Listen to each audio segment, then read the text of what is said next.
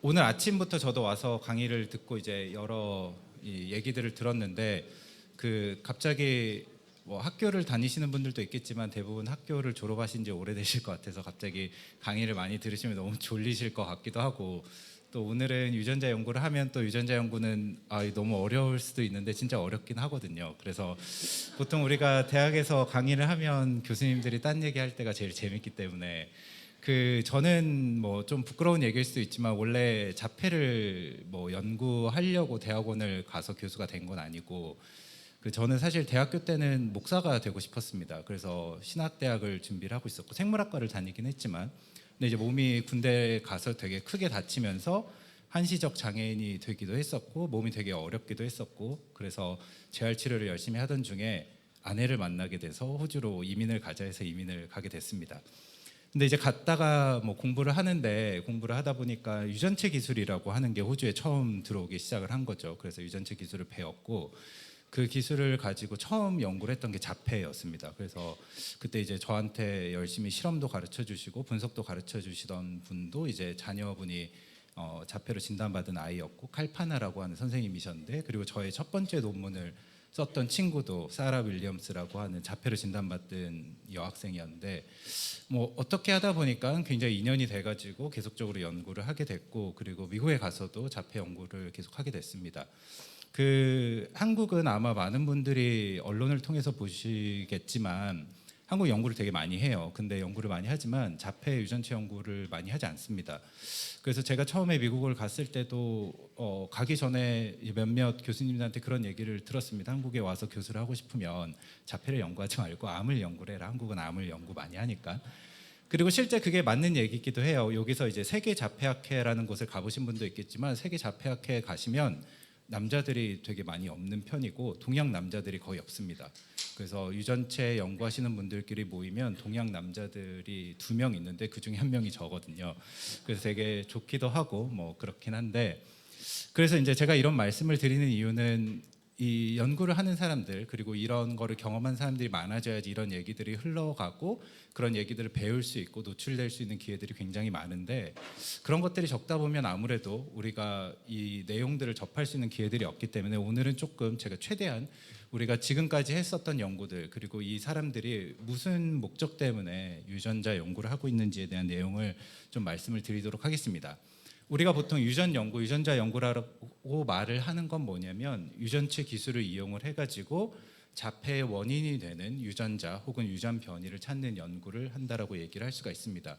유전체 기술이라고 하는 건 굉장히 복잡하지만 간단하게 말씀드리면 우리 몸에서 혈액이나 타액을 채취를 해서 그 안에 있는 DNA의 정보를 읽어서 그 DNA의 염기서열, 우리 한 30억 개 정도 되는 ATGC라고 하는 염기서열이 어떤 식으로 생겼는지를 보는 그런 기술에 해당을 하게 되죠. 여러분들이 DNA다라고 하면 뭐 머릿속에 떠오르는 여러 가지가 있을 겁니다. BTS의 노래에서부터 뭐 DNA의 이런 이중 나선부터 해가지고 여러 가지가 있겠지만 교과서에서 가장 많이 나오는 건 이 그림이에요. 그래서 이렇게 X자 모양으로 생긴 DNA를 우리 한 반세기 전에 1950년도 때 발견을 해가지고 연구를 했습니다. 그런데 실제 우리가 지금 보는 이 DNA의 모습은 실제 이렇게 생겼습니다. ATGC라고 하는 이런 염기서열의 반복이 30억 개 정도 되는 반복들이 계속 있어가지고 여기서 저랑 다른 사람들이 어느 부분에서 차이가 발생하는지, 어느 부분에서 다름이 발생하는지를 보는 그런 연구를 하죠. 그럼 저희가 연구를 할 때 이런 것들을 이렇게 읽어가면서 연구를 하느냐? 그렇게 연구를 할 수가 없겠죠. 이렇게 연구를 하면 정상적인 생활을 할 수가 없을 테니까 우리가 이런 것들을 컴퓨터를 이용을 해가지고 이 프로그래밍이라고 하는 것들을 통해서 찾아내는 그런 작업들을 합니다. 그래서 저는 생물학과에 있는 생물학자이지만 현미경을 보거나 동물을 다루지 않고 온전히 컴퓨터로만 대화를 하면서 연구를 하는 사람이다라고 말씀을 드릴 수가 있습니다. 유전 연구를 하는 목적은 2가지가 있습니다. 첫 번째는 유전적 요인이 무엇인가를 찾는 연구를 하는 거고요. 2번째는 자폐가 굉장히 다양하다라고 하는 걸 이해하기 위해서 연구를 합니다. 제가 오늘 여러분들한테 드리고 싶은 여러분들이 이제 집에 가실 때 한 가지만 기억을 하셨으면 좋겠는 게, 너무나 뻔한 얘기지만 자폐는 다양하고 그 다양함을 설명할 수 있는 유전적인 요인이 있다라고 하는 것을 좀 말씀을 드리고 싶습니다. 우리가 유전 연구를 할 수 있었던 거에 여러 가지 이유들이 있습니다. 아마 여기 계신 분들 중에 뭐 인터넷에 블로그를 보시거나 기사를 보시면 이런 내용들을 보셨을 수도 있습니다. 자폐 같은 경우에는 유전율이 높기 때문에 뭐 유전자 연구를 한다, 이런 내용을 보셨을 거예요. 유전율이라고 하는 건 수학적으로 굉장히 좀 복잡한 개념이지만 쉽게 말씀을 드리면 유전적인 요인, 그러니까 우리가 앞에서 봤던 그 DNA의 ATGC를 가지고 이 사람의 형질이나 표현형을 얼마만큼 설명할 수 있는지에 대한 지표입니다. 다시 얘기를 하면 우리가 키 큰 아버지에게서 키 큰 자녀가 나온다라고 할 때 우리가 키가 크다라고 하는 것을 얼마만큼의 유전적인 요인으로 설명할 수 있는가를 말하는 게 유전율이라고 하는 거죠. 그래서 만약에 유전율이 100%다라고 하면 유전적인 요인이 그 형질을 온전하게 결정하겠지만 그런 유전율이라고 하는 건 100%가 되는 경우는 거의 없고 100%에서 0%의 사이입니다. 그래서 여러분들이 뭐 블로그를 보시거나 기사를 보시면 뭐 자폐 유전율은 70%다, 80%다 이런 얘기들이 있지만 이건 아주 절대적인 숫자는 아니고 우리가 측정하는 거에 따라 수치들이 조금 바뀌지만 어느 정도로 높다라고 하는 거를 이제 가늠하게 할 수 있는 지표라고 하는 거죠. 그래서 여러 가지 연구가 됐는데 저는 2017년에 시카고 대학에서 나온 연구를 가장 신뢰하고 있습니다. 왜냐하면 이 연구 같은 경우에는 우리가 생각할 수 있는 인구 집단에 있는 한 300개 정도의 질환들을 한 가지 방법으로 측정을 했습니다. 그러니까 자폐만 측정을 한 것이 아니라 뭐 감염성 질환도 측정을 하고 뭐 방광에 대한 질환도 측정을 하고 여러 가지 질환을 동시에 측정을 했죠. 그러면 300개 질환 중에 어떠한 질환이 가장 유전율이 높은지를 측정할 수가 있었겠죠. 가장 유전율이 높은 것으로 측정된 것은 바로 자폐에 해당을 하게 됩니다. 그죠? 자폐 같은 경우는 유전율이 90% 이상으로 굉장히 높습니다. 그리고 두 번째로 높았던 게 ADHD예요. 그렇죠? ADHD도 굉장히 높게 측정이 됐고 뭐 여기서 보시는 다른 바이폴라 오베시티 뭐 우울 그 양극성 장애라든지 비만이라든지 이런 것들에 비하면 굉장히 높은 수치로 나오는 것을 확인할 수가 있죠. 그럼 이렇게까지만 접하면 또 여기서 여러 가지 생각이 있을 수가 있습니다. 여러분들 머릿속에 있는 여러 가지 생각이 있을 수 있는데 제가 뒤에서 다시 한번 그 부분에 대해서 말씀을 드리겠습니다. 이 우리가 자폐를 놓고 생각을 할 때 유전학자들이 접근하는 첫 번째 방식은 당연하게도 우리 사회에 있는 자폐들은 굉장히 다양하다라고 하는 것입니다. 우리가 자폐 증상을 우리 인구 집단에 있는 증상을 굉장히 증상이 낮은 사람부터 높은 사람들까지 이런 분포를 가지고 있다라고 가정을 해볼게요. 우리가 마치 키가 성인 남성의 키가 이런 식의 분포를 갖고 있는 것처럼 우리가 어떤 자폐 표현형을 한 가지라고 가정을 한다라고 할 때 표현형이 낮은 사람부터 굉장히 높은 사람까지 있을 거고 그리고 우리가 병원에서 임상에서 이 정도의 기준을 넘으면 이 사람들을 자폐다라고 진단을 주게 됩니다. 그리고 여러분들 여기 계신 분들 너무나 잘 아시겠지만 어떤 사람들 같은 경우 굉장히 심한 자폐 증상을 갖고 있는 사람도 있고 그거보다 증상이 심하지는 않지만 자폐로 진단받은 사람들도 있고요. 자폐로 진단받지 않았지만 저 사람은 자폐 특성이 있는 것 같아라고 얘기하는 사람들도 있습니다. 우리가 이거를 좀 아시는 분들은 아시겠지만 포괄적 자폐 표현형, 브로드 오티즘 피노타입이라고 부르게 됩니다. 제가 보통 여기서처럼 대중 강연을 하지 않고 교수님들한테 강의를 할 때는 대학원생들한테 그런 얘기를 합니다. 우리 교수님들 중에 이런 분들이 많으실 수도 있다 이렇게 얘기를 해요. 그게 사실 좀 그럴 수 있는 게 뭐냐면 저 같은 경우에도 되게 사람 만나는 걸 별로 좋아하지 않고 저도 뭐 1년에 친구를 한두 번 정도밖에 안 만나거든요. 혼자 있는 시간을 되게 좋아하는데 제가 어렸을 때 아버지께서 걱정을 되게 많이 했어요. 왜냐하면 사회생활도 잘 안 하고 뭐 이렇게 얘는 커서 뭐가 될까 이렇게 걱정을 많이 했는데 제가 교수 사회에 와서 생활을 하다 보니까 평균 이상의 사회성을 갖고 있다는 걸 알게 됐습니다. 그래서 우리가 이런 것들을 놓고 봤을 때 우리는 모두 다 인구 집단에 어느 정도의 자폐의 어떤 형질을 갖고 있다. 그리고 그런 것들에 대한 기여할 수 있는 유전적인 다양한 요인들이 있을 것이다 라고 생각을 할 수가 있습니다. 그래서 자폐의 요인에 기여하는 여러 가지 유전적인 요인은 염색체 이상, 신규 변이, 희귀 변이, 공통 변이 이런 것들이 있죠. 아마 이런 용어들이 굉장히 생소하실 겁니다. 그래도 아마 일부를 아시는 것들은 예를 들면 염색체 이상 같은 것들이 있을 거예요. 이런 것들은 우리가 보통 병원에 가면 뭐 염색체 이상이 있습니다라고 얘기할 때 그런 부분들이고 보통 우리가 유전적 신드롬이라고 얘기했던 그런 사람들에 해당을 하게 되죠. 자, 그래서 제가 말씀드린 대로 염색체 이상이라고 하는 건 우리가 진단검사과에서 보통 많이 하는 그런 자폐 요인에 해당을 하게 되고 유전적인 증후군이라고 우리가 보통 부릅니다. 그리고 흔히 중증을 동반을 하게 되죠. 그죠? 그래서 우리가 뭐 프레자일 X라든지 뭐 티모시 신드롬이라든지 엔젤만 신드롬이라든지 이런 신드롬에 해당을 하게 되는데 이런 사람들은 굉장히 초기에 병원에서도 자폐라고 연구를 많이 했지만 이런 사람들은 전체 자폐의 굉장히 낮은 빈도입니다. 굉장히 낮은 빈도죠. 하지만 굉장히 분명했기 때문에 초기부터 80년대부터 연구가 많이 됐던 주제다라고 얘기를 할 수가 있고요. 두 번째는 신규 유전 변이가 있습니다. 우리가 영어로는 드노보 뮤테이션이라고 부르는데 신규라고 하는 이건 되게 많이 연구가 됐고 지금 전 세계적으로 자폐 연구에서 우리가 자폐 주된 원인이다라고 꼽을 수 있는 그런 유전 변이에 해당을 하게 됩니다. 그런데 제가 오늘 강의를 할 때 여러분한테 말씀드렸지만 유전이 참 쉽지만 어렵다라고 말씀을 드렸던 이유가 뭐냐면 보세요. 이 신규 유전 변이라고 하는 게 유전 변이, 그러니까 유전이 될 것 같은 변이 같잖아요. 변이라고 하는 건 ATGC가 변화되는 건데 유전 변이니까 유전이 될 것 같지만 신규 유전 변이 유전이 되지 않는 변이입니다. 그렇죠? 신규 유전 변이 제가 뒤에서 다시 말씀을 드리겠지만 이런 변이들은 아빠의 정자나 엄마의 난자에 생성이 돼가지고 아이들이 그 정자나 난자가 수정이 될 때 그거를 갖고 태어나는 겁니다. 그러니까 부모한테는 그 변이가 정자나 난자에 존재하지만 그게 부모님의 형질이나 특성에는 영향을 미치지 않아요. 그래서 이런 변이에 해당을 하게 됩니다. 그렇죠? 그래서 신규 유전 변이를 갖는 자폐인들은 중증이나 다양한 동반 질환을 보통 수반합니다. 염색체 이상만큼 심각하진 않지만 어느 정도 굉장히 심각한 표현형을 동반한다라고 말씀을 드릴 수가 있습니다. 자, 그 다음은 공통 유전 변이라고 하는 건데 이거는 유전이 되는 유전 변이입니다. 우리 몸 안에는 수백만 개 정도로 존재를 하게 되고 그것들이 인구 집단, 여기 계시는 모든 분들이 굉장히 많이 갖고 있는 변이에 해당을 하게 됩니다. 이런 것들이 어떻게 조합되느냐에 따라 자폐적인 특성이 크게 발현될 수도 있고 적게 발현될 수도 있습니다. 이런 것들은 우리가 지금 현재 과학자들이 생각했을 때 자폐 요인 중에 굉장히 큰 비중을 차지하고 있지 않을까라고 생각을 하고 있어요. 그리고 희귀 유전 변이는 이것도 마찬가지로 유전이 되는 변이인데 이거는 인구 집단에 적게 존재하는 변이입니다. 이 변이 같은 경우에는 마찬가지로 우리 몸 안에 굉장히 많은 숫자가 존재하긴 하지만 아직 연구가 많이 되지 않기 때문에 어떤 특성이 있는지는 조금 더 두고 봐야지 알 수 있을 것 같아요. 자, 그럼 유전자 연구가 이해하기 어려운 이유에 대해서 한번 생각을 해보도록 하겠습니다. 전제 같은 얘기인데요. 왜냐하면 유전에는 굉장히 다양한 요인들이 복합적으로 작동합니다. 제가 보여드린 것처럼 염색체 이상도 있고 신규 유전 변이도 있고 유전이 되는 공통 변이, 희귀 변이 이런 것들이 복합적으로 작동을 하게 돼요. 그런데 여기서 한 가지 굉장히 어려운 지점은 뭐냐면 여러분들 아마 최근에 학교를 졸업하신 학생분들은 고등학교, 대학교 때를 생각을 해보시면 우성과 열성, 멘델의 유전을 배우셨을 거잖아요. 멘델의 유전은 맞는 유전 법칙입니다. 그런데 멘델의 유전만으로는 지금 쏟아지는 과학 현상들, 과학 결과들을 설명할 수가 없습니다.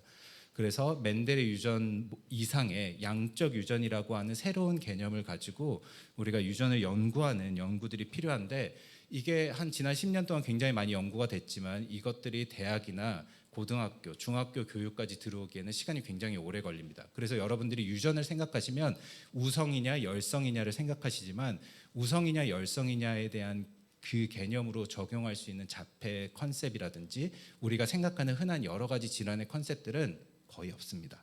네, 그래서 이런 것들이 우리가 유전을 연구할 때 굉장히 좀 어려운 지점에 있다라고 말씀을 드릴 수가 있고 그리고 지난 10년 동안 굉장히 빠르게 발전을 했기 때문에 새로운 형태의 관점들에 대한 연구들이 좀 필요하다 말씀을 드릴 수가 있고요. 일반인들이 보통 유전을 바라보실 때 몇 가지 유명한 것들이 있어서 제가 좀 가져와 봤습니다. 제가 그 유전 이렇게 얘기하면 좀 이상할 수도 있지만 한 달에 한 번씩 미용실에 가는데 그 미용실 선생님이 뭐 이렇게 수다를 떨다 보면 뭐 요즘에 왜 바쁘셨어요? 그러면 뭐 제가 뭐 학교에서 학생들을 가르치고 연구를 하는데 뭐 바빴습니다. 이렇게 하면 뭘 연구하세요? 이러면 유전을 연구합니다. 그러면 이제 그때부터 뭐 대머리는 유전이냐 뭐 그럼 이제 그때부터 되게 난감한 거죠. 왜냐하면 저는 되게 진지한 사람이기 때문에 이런 얘기를 받으면 설명을 잘 드려야 되는데 한두 문장으로 끝나지 않고 찝찝한 기분으로 집에 돌아오게 됩니다. 그런데 그런 찝찝한 기분으로 돌아오는 것 중에 하나가 영화 가타카입니다. 에단 호크가 정말 멋지게 영화를 찍었는데 이 영화에 보시면 아기가 태어나기도 전에 유전자 검사를 딱 해가지고 얘가 뭐 앞으로 어떻게 될 거고 무슨 유전자가 우성이고 열성이고 뭐 유전자 치료를 해가지고 막 조작해가지고 막 우수한 형질을 갖는 그런 아기로 만들겠다라고 이런 영화고 이런 영화들이 이제 기사에 많이 나오는데 가타카 같은 세상은 앞으로 오지 않습니다. 이거는 유전학을 연구하면 거의 불가능에 가까운 세상입니다. 물론 우리가 유전자 편집 기술로 치료할 수 있는 병도 있지만 우리가 갖고 있는 대부분의 형질이라고 하는 건 이런 것들로 구별해내기가 굉장히 어렵습니다. 그래서 이거는 대중문화에 해당을 하게 되죠. 그리고 이제 여러분들 이렇게 특히나 이제 요즘에 아이를 가져서 이제 자폐 진단을 받아야 되나 고민하시는 분들은 네이버 블로그 같은 데 가서 보면 이런 얘기들 많이 있죠. 그래서 뭐 유전 질환은 뭐 자폐 원인일 수 있는데 X 염색체에 뭐 FR 유전자가 있고 무슨 유전자가 있고 하는 이런 것들이 등장을 합니다. 근데 이 유전자들이 앞서서 제가 말씀드린 염색체 이상의 유전자들입니다. 이런 유전자들을 갖고 있는 자폐인들은 전체 자폐인들의 0.01%도 되지 않아요. 굉장히 낮은 빈도입니다. 그런데 이런 것들은 잘못된 정보는 아니에요. 그런데 일반화할 수 있는 정보는 아닙니다. 그래서 이런 것들도 마찬가지로 연구들이 늦게 따라오기 때문에 연구의 번역들이 늦게 따라오기 때문에 이런 현상들이 있다라고 말씀을 드릴 수가 있고요. 그다음에 또 한 가지는 이게 제가 유튜브를 보다가 재밌게 읽었는데 뭐 부모님이 쓰신 것 같아요. 그래서 제가 어렸을 때 뭐 문제를 많이 일으켰는데 뭐 우리 아들인가 딸도 뭐 그런 것 같다. 그래서 뭐 임창정이 부릅니다. 날 닮은 너 뭐 이렇게 해가지고 글을 쓰셨어요. 그래서 이제 당연히 유전을 얘기를 하면 부모님들은 그런 생각을 많이 하십니다. 이렇게 보시면 우리 몸 안에 우리 세포 안에는 한 23쌍의 이런 염색체들이 있습니다. 1번부터 해가지고 뭐 XY 염색체까지 이런 식으로 존재를 하게 되고 현미경으로 보면 이런 모양으로 보이는데 여기 이제 DNA의 서열들이 막 복잡하게 엉켜져 있습니다. 우리는 이걸 한번 풀어보도록 할게요. 염색체 2번에 SN2A라고 하는 유전자가 있으니까 한번 줌을 해보시면 이렇게 줌이 됩니다. 그래서 이렇게 두 쌍의 염색체가 있죠. 만약에 우리 아이를 보게 되면 이 부모님, 아버지에게서 받은 염색체 하나랑 엄마에게서 받은 염색체 하나가 존재를 하게 됩니다. 그래서 이거를 조금 더 확대를 해서 보시면 이 위치 안에 SN2A라고 하는 유전자가 있고 여기에 이제 유전자의 위치가 이렇게 존재를 하게 됩니다. 그러면 이 유전자라고 하는 게 어떤 내용을 담고 있는가를 보시면 이렇게 보시면 긴 선형으로 ATGC가 긴 선형으로 생겼고 그다음에 여기 중간중간에 두꺼운 바 같은 게 막대기 같은 게 있죠.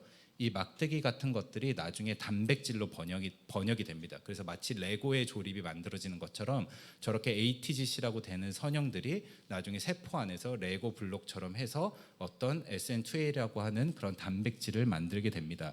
그래서 중요한 거는 우리가 이 ATGC라고 하는 이런 길다란 염기 서열의 모양들이 이런 단백질의 모양으로 접어진다라고 생각을 하시면 됩니다. 제가 여기의 모습을 한번 보여드리도록 할게요.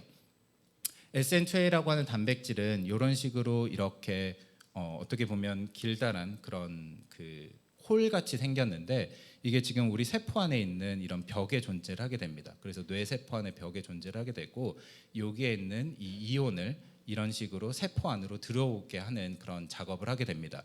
그래서 일반적으로는 이 발달 과정에서 이런 단백질들이 작동을 해가지고 이온을 안으로 들어오고 그리고 우리가 생각을 한다든지 뇌를 발생시키는데 기본적인 역할을 하게 되죠.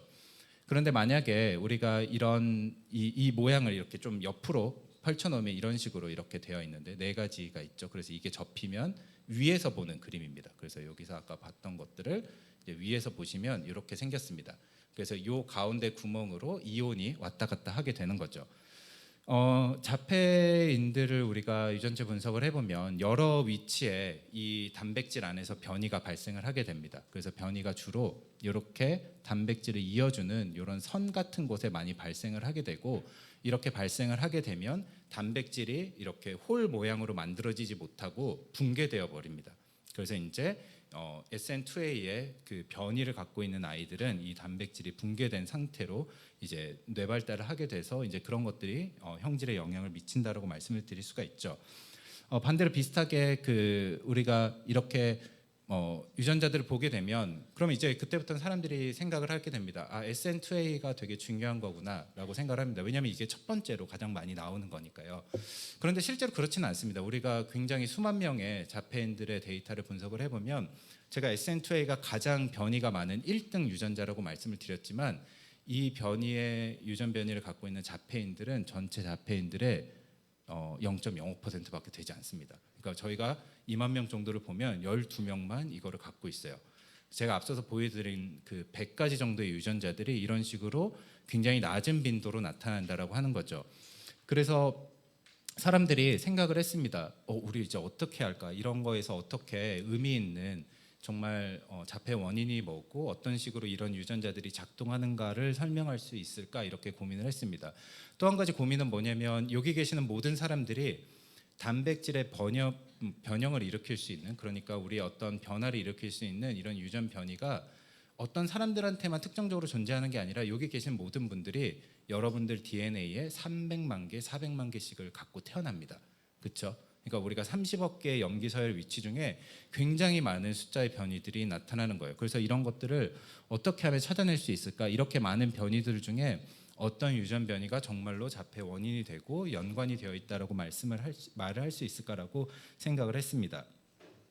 이런 고민을 갖고 있을 때 우리가 이제 처음으로 생각했던 몇 가지 연구들이 있었습니다. 역학 연구들에서 나왔던, 우리가 자폐 연구를 보다 본격적으로 유전체 연구를 할 수 있었던 몇 가지 결과들이 있었습니다. 이 결과는 2013년에 어느 학술지에 나왔던 연구 결과인데요. 영어로 돼 있어서 조금 어렵긴 하지만 제가 쉽게 말씀을 드리면 자폐인들의 자손율에 대한 연구 결과입니다. 자손율이라고 하는 건 뭐냐면 그 자폐로 진단받은 사람들이 자손을 얼마만큼 갖게 되는가, 자녀를 얼마만큼 갖게 되는가에 대한 측정입니다. 이 측정은 자폐로 진단받지 않은 일반 인구 집단의 사람들에 비교해서 자폐로 진단받은 사람들이 얼마만큼 자손율이 높아지는지 낮아지는지를 측정하는 거죠. 자, 그럼 보시면 여기서 바이폴라나 디프레션, 우울증이나 양극성 장애를 진단받은 사람들은 10에서 20% 정도 자손율이 감소를 합니다. 그런데 스키조프레니아, 조현병이나 자폐로 진단받은 사람들이 여성에게서는 50%, 남성에게서는 75% 정도 감소를 하게 돼요. 왜 감소를 하느냐? 이 사람들의 성기능에 문제가 있거나 그런 부분들이 아니라, 조금 안타까운 얘기지만 우리가 보통 자폐 발생은 굉장히 이른 나이에 되기 때문에 성혼에 이를 수 있는 확률이 낮아지게 되는 거죠. 그렇죠? 이거는 많은 분들이 공감을 하실 텐데, 그러면 우리가 생물학에서 배웠듯이 이 사람들은 자녀를 낳을 수 없기 때문에 이 자녀를 낳는 확률이 떨어지기 때문에 이 형질이 다음 세대로 전달되는 확률들은 낮아져야 됩니다. 그런데 그럼에도 불구하고 우리가 인류의 역사에서 자폐나 조현병은 여전히 나타났습니다. 그 사람들이 궁금했습니다. 이런 거에 나타날 수 있는 원인이 무엇일까? 이런 질문이 하나가 있었고, 두 번째 질문은 뭐냐면, 많은 분들이 아마 아시겠지만 우리가 20, 30대 아이를 낳을 때 우리의 아이가 자폐로 진단받을 수 있는 위험도가 1이라고 가정을 했을 때 30, 40대 같은 경우에 아버지의 나이에서 1.2배 정도로 증가를 하게 되고 40, 50대 때는 1.5배 이상으로 증가를 하게 됩니다. 그죠? 아버지의 나이가 증가할수록 아이가 자폐로 진단받을 수 있는 그 빈도들이 높아지게 됩니다. 그래서 이런 것들에 대한 원인이 뭘까? 생물학적인 원인이 뭘까라고 생각을 했을 때, 그래서 사람들이 첫 번째로 생각했던 게 신규 유전 변이입니다. 신규 유전 변이라고 하는 건 여기 계신 남성분들 같은 경우에는 2주에 한 번씩 이 음낭에서 정자를 계속 만듭니다. 그렇죠? 정자를 만든다라고 하는 건 그냥 만드는 게 아니라 원래 있었던 정자의 세포에서부터 정자가 분열되면서 만들어지게 되는 거예요. 세포의 분열이라고 하는 건 완벽할 수 없기 때문에 세포가 분열하는 과정에서 우연하게, 아주 우연하게 유전 변이가 발생을 하게 됩니다. 그리고 그 유전 변이를 갖고 있는 정자가 수정이 되게 되면 이제 그것들이 어떤 특성으로 발현이 될 수도 있게 되는 거죠. 그렇죠? 여성들 같은 경우에는 월경 주기 동안에 세포 분열을 하긴 하지만 1차적인 세포 분열은 여자들 같은 경우에 태어나기 전에 이미 하고 태어납니다. 그래서 월경 주기 때 세포 주기의 마지막만 분열을 하기 때문에 대부분의 신규 유전 변이는 남성의 정자로부터 도래를 하게 되는 거죠. 그런데 제가 유전 변이라고 말씀을 드리면 너무나 무시무시하고, 제가 앞서서 말씀드린 것처럼 신규 유전 변이가 자폐의 굉장히 중요한 원인 중 하나다라고 말씀을 드렸지만, 신규 유전 변이는 모든 사람들이 다 갖고 태어납니다.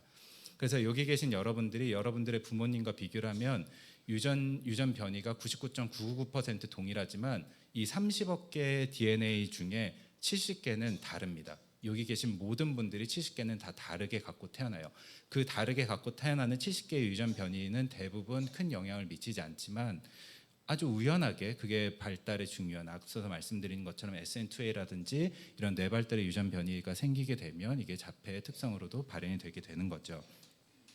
자, 그래서 이 자폐 신규 유전 변이 같은 경우 말씀드린 것처럼 부모님의 나이가 증가할수록, 특히 아버지의 나이가 증가할수록 증가를 합니다. 그래서 아버지의 출산 연령이 한 살씩 증가할수록 이 나타날 수 있는 신규 유전 변이, 자녀에게 나타나는 신규 유전 변이는 1.5개씩 증가를 하게 됩니다. 저는 지금 한국 나이로 41살이니까 제가 오늘 셋째를 갖게 되면 저는 한 60개 정도를 이제 전달하겠죠. 오늘 이제 저희 대통령께서 어떠한 이유 때문에 또 아이를 갖게 되시면 대통령은 한 90개 정도를 아마 전달을 하실 겁니다.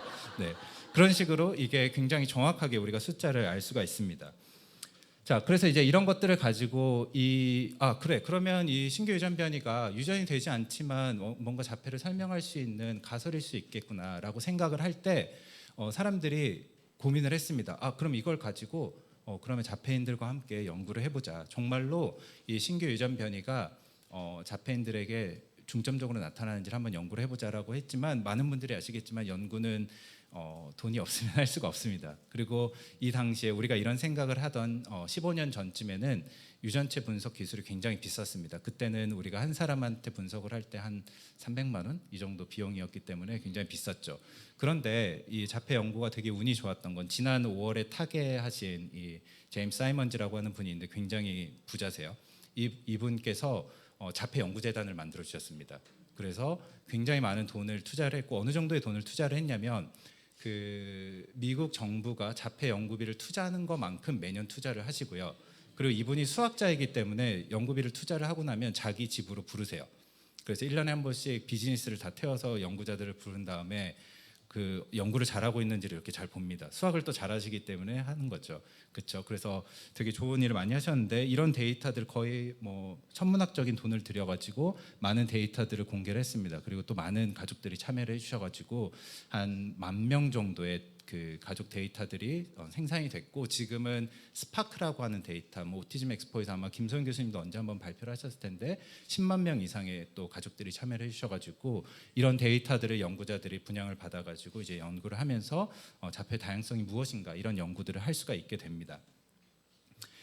이런 연구를 이제 데이터를 투입을 하면서 2012년에 네이처에 논문이 나오게 됩니다. 2012년에 네이처에 신규 유전 변이가 정말로 자폐인들에게 굉장히 빈번하게 나타난다라고 하는 연구가 나오게 됐고 이 연구가 특이했던 건 뭐냐면 두 가지가 있는데 첫 번째는 이 첫 번째 연구는 예일 대학에서 나왔던 연구예요. 그래서 네이처에 4월 4일 날 나왔고요.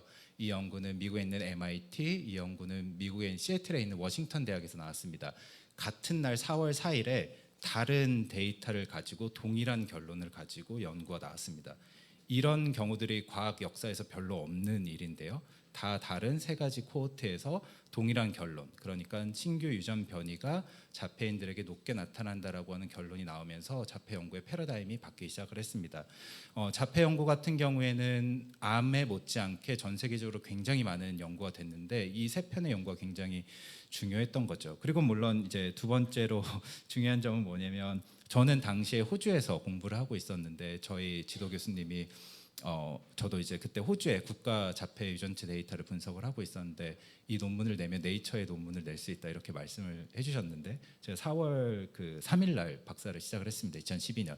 근데 이게 2012년 4월 4일에 나왔죠. 다음날 출근을 했더니 제가 생각했던 동일한 논문이 나왔습니다. 그래서 좀 실망을 했지만 사람은 또 되게 또 유연하기 때문에 내가 그러면 이분한테 가서 공부를 해야겠다 하고 제가 이분한테 이제 더 공부를 하게 됐는데요. 그러면 2012년에 어떤 식으로 이렇게 연구를 할 수 있었는지 메인 포인트를 한번 얘기를 해보도록 하죠.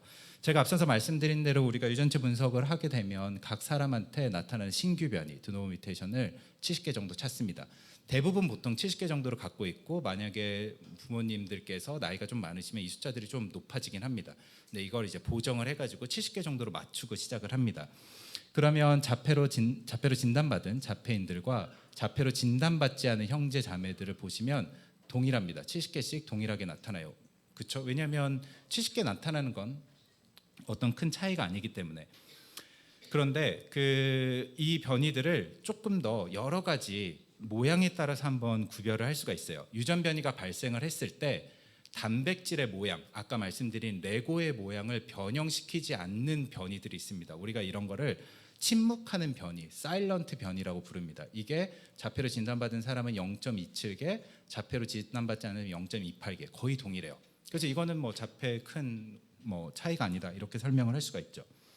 그런데 어떤 변이들 같은 경우에는 레고 블록의 모양을 세모에서 네모로 약간 바꾸는 변이가 있습니다. 우리가 이걸 미스센스 변이라고 부르는데 뭐 한국말로는 적절한 번역어가 없는 것 같아요. 그냥 레고의 모양을 바꾼다라고 생각을 해볼게요.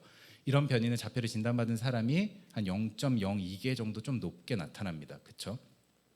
그런데 앞서서 보여드린 네이처 논문에서 나온 것처럼 어떤 변이는 발생을 하면 레고의 모양을 바꾸는 게 아니라 레고 자체를 없앱니다. 그래서 SN2A 같은 아까 그런 홀 모양의 단백질들을 없애는 변이들, 우리가 그거를 프로테인 트렁케이트 베리언트, 그러니까 말 그대로 단백질을 중단시키는 변이라고 부르게 되거든요. 이런 변이들 같은 경우에 보시면 자폐로 진단받은 사람이 0.057개, 그다음에 자폐로 진단받지 않은 형제자매가 0.016개, 4배 정도 낮게 나타나죠. 그래서 사람들이 이런 비교를 통해서 자폐로 진단받은 사람들 중에서 이런 변이를 갖고 있는 레고 자체를 없애는 변이를 갖고 있는 경우들이 많겠구나라고 하는 생각을 하게 됩니다. 그래서 이제 이런 발견을 바탕으로 과학자들이 했던 건 뭐냐면 아까 말씀드린 것처럼 미국의 3개 대학이 경쟁하듯 네이처에 같은 논문을 냈잖아요. 그런데 과학자들은 서로 경쟁하지 않고 같이 컨소시엄을 이뤄가지고 연구를 했습니다.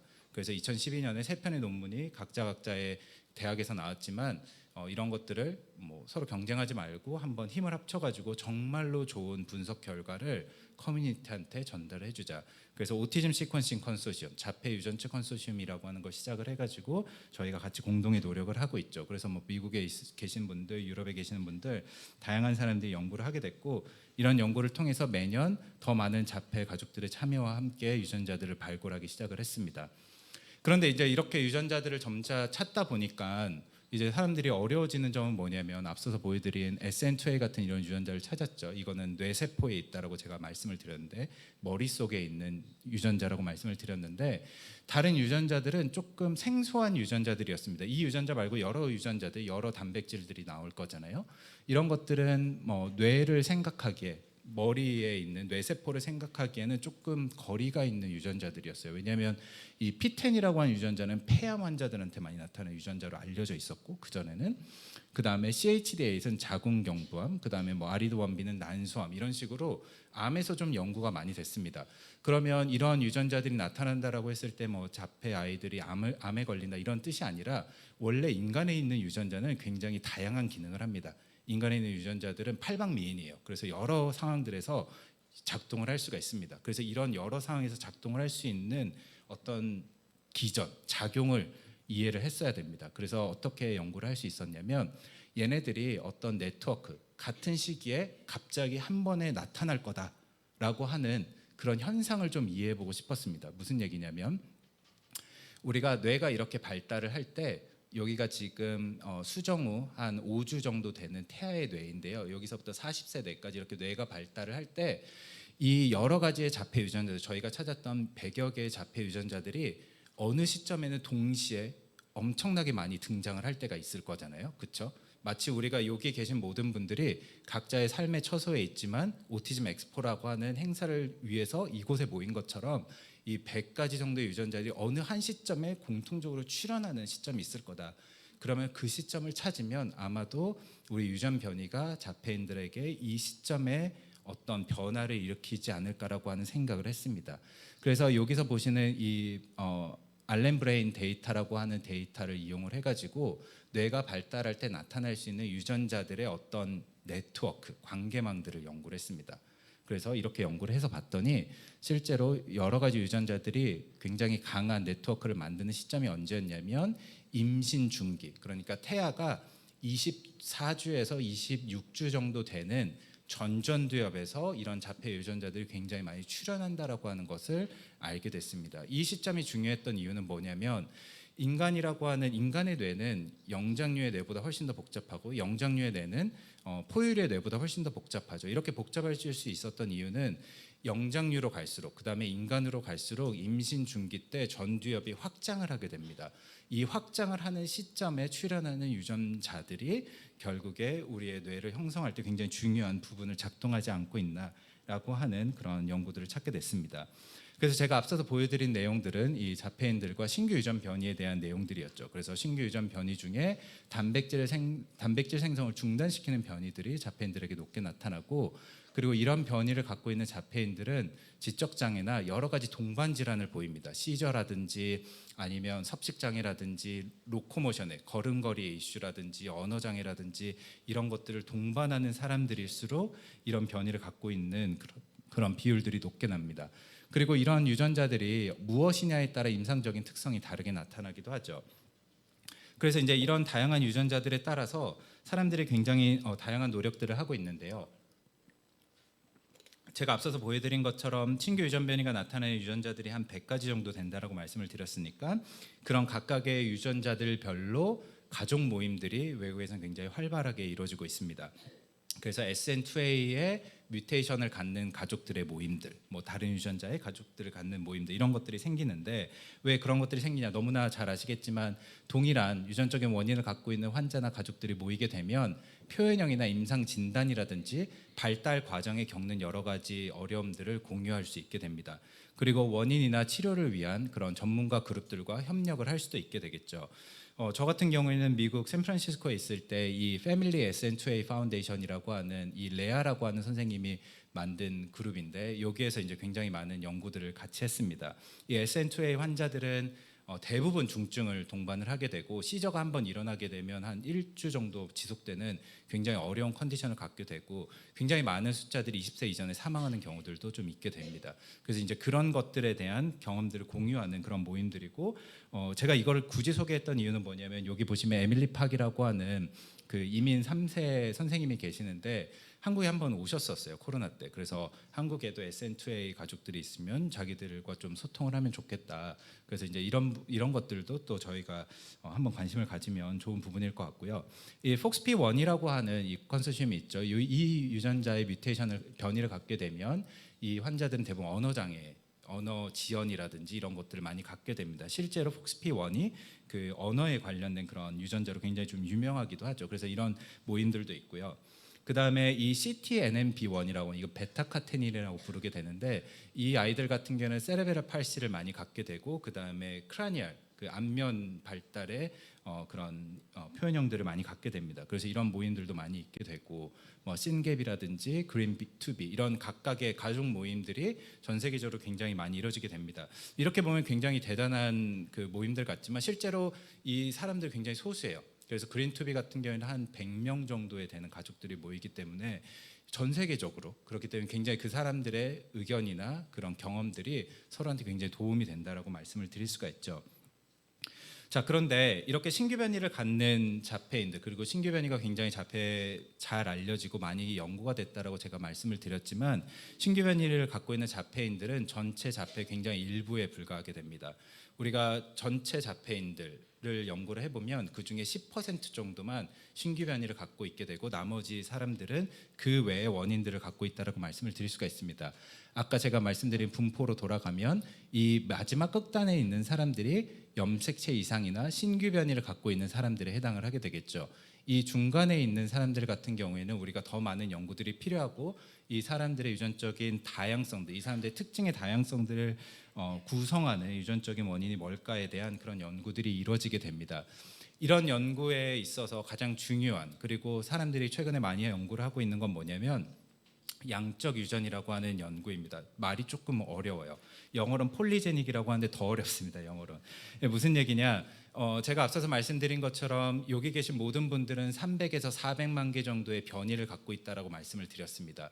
이 변이는 어느 날 갑자기 생긴 게 아니라 인류가 갖고 있는 수십만 년의 역사 동안 계속적으로 남아진 변이에 해당을 하게 됩니다. 우리가 수십만 년 동안 굉장히 많은 세대들이 자손을 낳으면서 번성을 했었겠죠. 이때 이제 남아진 변이들이 우리 몸 안에 계속적으로 축적이 되게 되는데, 이런 것들은 우리 건강에 큰 영향을 미치진 않지만 아주 조금씩 영향을 미치게 됩니다. 그리고 그런 것들이 양적으로 굉장히 모든 것들이 한꺼번에 총합적으로 우리의 형질들을 결정할 수 있고, 마찬가지로 자폐도 그러한 경우다라고 말씀을 드릴 수가 있습니다. 그래서 우리 몸 안에 있는 굉장히 많은 숫자의 변이들이 뭐 예를 들면 자폐에 어느 정도씩 기여를 할 수 있는가를 측정을 하게 되면 이 점수를 조합을 해서 이 사람이 양적 유전의 그런 점수들을 어느 정도 갖고 있는지 이런 식으로 측정할 수 있게 되는 거죠.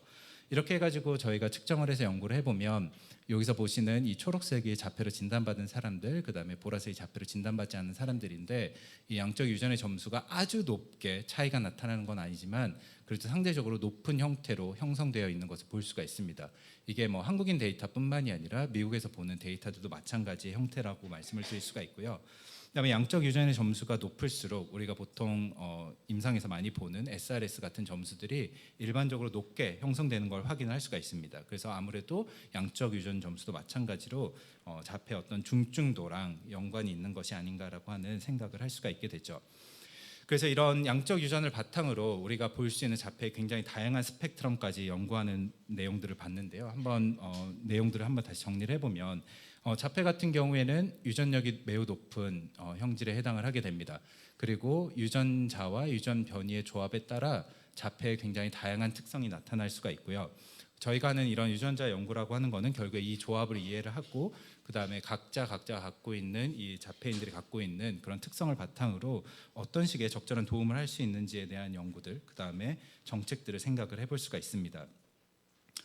지난 한 15년 동안 대규모 유전체 연구를 통해서 굉장히 다양한 자폐 유전적인 요인들을 밝혀냈습니다. 그래서 지금 시점에서 가장 잘 얘기할 수 있는 건 염색체 이상이라든지 신규 변이를 갖고 있는 자폐인들 같은 경우에는 중증이나 많은 동반 질환을 나타낸다라고 말씀을 드릴 수가 있고, 그 다음에 양적 유전도 마찬가지로 자폐에 큰 기여를 하고 있다라고 말씀을 드릴 수가 있고요. 그 다음에 많이 나타나는 자폐인들에게 나타나는 유전자들은 주로 태아의 뇌발달 과정에서 작동된다라고 말씀을 드릴 수가 있습니다. 그리고 양적 유전의 결과에 대해서 제가 말씀을 드렸는데 이런 것들은 사실 우리가 자폐로 진단받은 사람들뿐만이 아니라 자폐로 진단받지 않은 사람들, 여기 계시는 분들도 양적 유전에 대한 점수들, 특성들은 누구나 다 갖고 있습니다. 그래서 이런 것들이 얼마만큼 조합이 되느냐에 따라서 우리의 특성들이 나타날 수 있고, 이런 데이터들을 바탕으로 이제 이후에 약물을 연구하시는 분들이라든지 환경적인 인자를 연구하는 분들까지도 연구가 진행이 될 것 같습니다. 그래서 이제 이런 식으로 수십 년간 연구를 하다 보니까 여러 가지 질문들이 새로 나오게 되는 거죠. 제가 2010년 초반에 자폐 연구를 할 때는 그때는 이제 유전체 연구가 거의 초기 단계였기 때문에 어린 아이들의 데이터들을 많이 사용을 해가지고 연구를 했습니다. 그런데 이 아이들이 많이 크고 그리고 이 아이들의 특성을 연구할 수 있는 그런 질문들이 생기기 시작하는 거예요. 신규 변이를 갖고 있는 아이들은 우리가 처음에 진단을 했을 때 3, 4세 때 비해서 증상이 많이 개선됐는가?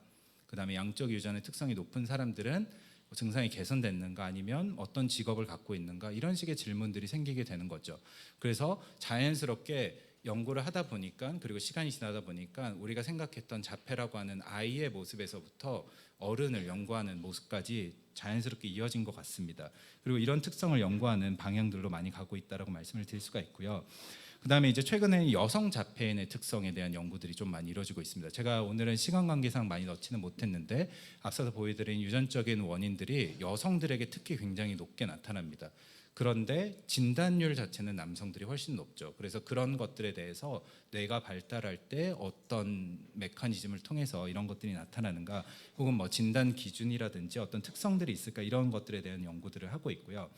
그 다음에 실제적으로 가장 많이 하는 연구 중에 하나는 동반 질환이 어떤 형태로 나타나고 어떤 사람들한테 나타날까에 대한 그런 연구들을 많이 하고 있습니다. 그래서 그런 치료의 전략들 같은 것들도 고민을 많이 하고 있습니다. 그 자폐 유전 연구는 자폐의 다양성을 밝히는 방향으로 많이 연구가 될 것 같습니다. 그리고 되고 있고요.